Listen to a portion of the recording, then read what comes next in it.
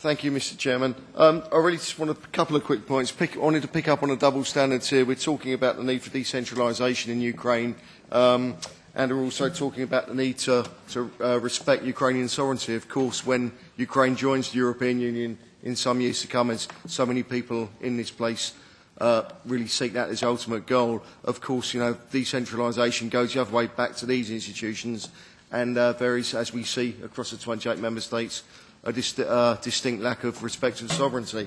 The only other quick points I want to pick up on what Mr. Ostrovicius has just said with regards to possibly if you people do decide to extend the monitoring group, I think it is important, as we see, irrespective of our own political backgrounds, if that monitoring group is to be extended, it should actually be representative of the various different views with regards to feeling on Ukraine. I think it would send a very clear message irrespective of your position on this. I think that needs to be quite a widely formed group.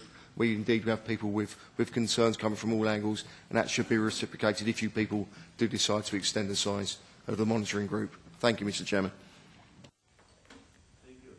I've never understood your argumentation, but the decentralization of Ukraine has to do with sovereignty and the relationship to the European Union.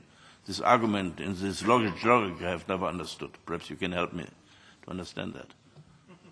Thank you, Mr. Chairman. What I would say, obviously, I was speaking in the context of the need for Ukrainian decentralisation of power, from the current situation. What I'm saying is, looking long term, as so many people in here support eventual Ukrainian membership of the European Union. Of course, we have centralisation coming the other way to the European institutions. That's the point I was putting across, Mr. Chairman. I mean, it's a political point, and as we both know, politically, you and I, Mr. Chairman, are never going to agree on much in relation to Britain. Yeah, but I have the logic.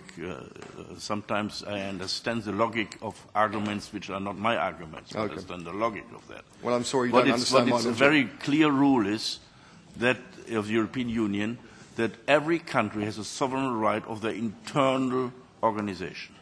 It is decentralized, it's centralized, it's up to the member states. The European Union has no say at all how the internal structure of a country is. And therefore, I have not understood what it has to do with the European Union. But as we both know, as the project goes further and further, becomes even more federal. Yeah. This is not the type of that discussion. No.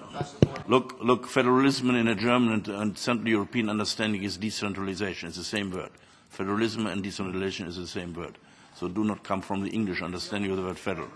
It's exactly the opposite. When we talk about federalization, we talk about decentralization. I will always come from the British perspective, Mr. Chairman. That is the other way around. And this is totally up to every member country, be a central state or not a central state.